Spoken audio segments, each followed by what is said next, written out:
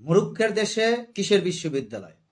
এরকম যে রিউমার রবীন্দ্রনাথকে নিয়ে ছড়ানো আছে সমাজে, আজকে যদি রবীন্দ্রনাথ এসে সেই প্রশ্নটাকে তোলে, আমরা সেই প্রশ্নটাকে ভুল বলেছেন এই রকম কারো বলার সুযোগ থাকবে না।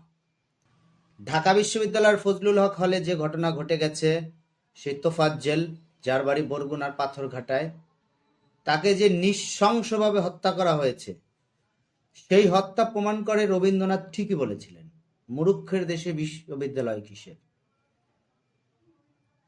বিশ্ববিদ্যালয়ের মতো, ঢাকা বিশ্ববিদ্যালয়ের মতো জায়গার ছেলেরা যেই নৃশংস হত্যাকাণ্ডটি ঘটিয়েছে একজন মানসিক ভারসাম্যহীন লোকের উপর, তোফাজ্জলের উপর, এটা অকল্পনীয়। তোফাজ্জলের বাড়ি বরগুনার পাথরঘাটায় কাঁঠালতলিতে। তোফাজ্জলের পৃথিবীতে আপন বলতে কেউ নেই। তার বাবা, মা, ভাই, তার যে রক্তের সম্পর্কের মানুষগুলোর মধ্যে কেউ নেই, এবং সে মানসিক ভারসাম্যহীন ছিল। আমরা সবাই জানি তাকে কিভাবে নির্যাতন করে হত্যা করা হয়েছে। নির্যাতনের মাঝে মাঝে তার ভাবিকে ফোন দিচ্ছিল, 2 লাখ টাকা চাচ্ছিল ছাত্ররা। তারপরে তার মামাতো বোনকে ফোন দিয়েছিল, সেইখানেও টাকা চাচ্ছিল। ঢাকা বিশ্ববিদ্যালয়ের মেধাবী ছাত্রদের কর্মকাণ্ডে আজকে বাংলাদেশ লজ্জিত, এবং কি নৃশংসভাবে হত্যা করা হয়েছে লোকটাকে। মানে যখন মেরে তাকে বাইরে বের করা হচ্ছে, আমরা যে ভিডিওগুলো দেখছি, সে পা দিয়ে পাড়া দিতে পারছে না। কি মানে কি করুণ একটা অবস্থা। এতগুলো ছাত্র, এতগুলো মেধাবী ছাত্র, ঢাকা বিশ্ববিদ্যালয়ের মতো জায়গার মেধাবী ছাত্র, তাদের সামনে এরকম ঘটনা ঘটছে, কেউ প্রতিবাদ করলো না। বিষয়টা যৌক্তিক, ন্যায়সঙ্গত, আইনের আশ্রয়, যে বিষয়গুলো আছে, মানে আসলে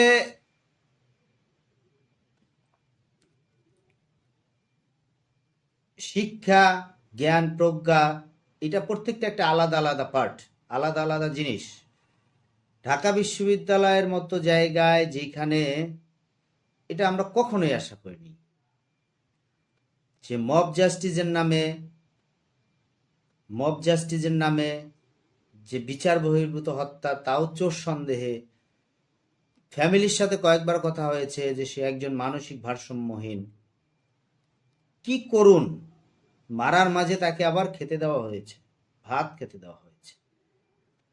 যখন একবার জ্ঞান হারিয়ে ফেলে, তারপরে পানি খেতে দেওয়া হয়। পানি খেতে দেওয়ার পরে যখন তার আবার জ্ঞান ফিরে আসে, তখন আবার সবাই পৈশাসিক আনন্দিত হচ্ছে যে সে বেঁচে আছে, জ্ঞান ফিরেছে, তাকে আবার মারা যাবে। অনেক ছাত্ররাই যারা এটা নিয়ে পরবর্তীতে দুঃখ প্রকাশ করেছে, তারা এর প্রভোস্টকেও দায়ী করেছে। কারণ প্রভোস্টকে 4 ঘন্টা আগে ফোন দিয়েছিল, সে 4 ঘন্টা পরে গিয়ে সেখানে উপস্থিত হয়েছে। তোফাজ্জলের ভুরু কেটে নেওয়া হয়েছে, তোফাজ্জলকে লাইটার দিয়ে তার গলায় ছ্যাঁকা দেওয়া হয়েছে, পায়ে কি পরিমাণ মেরেছে, মানে আমরা সেই যদি মারার ভিডিওগুলো দেখি, মানে আমাদের গা শিউরে ওঠে যে এই রকম নৃশংসভাবে, যেইখানে বাংলাদেশের মেধাবী ছেলেরা পড়াশোনা করে, আমরা জানি মেধাবী ছেলেরা পড়াশোনা করে, সেই জায়গায় এইরকম একটা ঘটনা ঘটিয়েছে।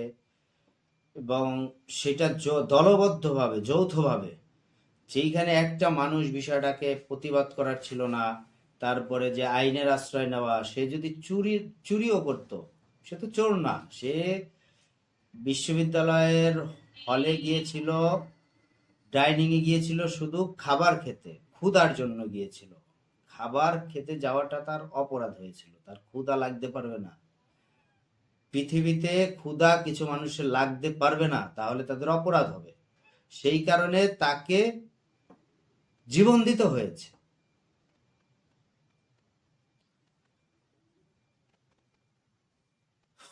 এটা আমাদের জন্য লজ্জার, দুঃখের। দোষীদের বিচার করতে হবে, এটা আমরা জানি, এবং যথাযথ প্রক্রিয়ায় বিচার করতে হবে। যারা এই বিচারকে লেনজি করবে, তারাও ওই তোফাজ্জলের কাছে ঋণী হয়ে থাকবে। তোফাজ্জল ন্যায় বিচার যাতে পায়, সেই ব্যবস্থা করবে বিশ্ববিদ্যালয়ের প্রশাসন, দেশের প্রশাসন, আইন শৃঙ্খলা বাহিনী এবং আইন। এটা আমরা আশা করি। যদি এর ব্যত্যয় ঘটে, এর জবাব প্রশাসনকে দিতে হবে, এর জবাব তোফাজ্জলের কাছেও দিতে হবে।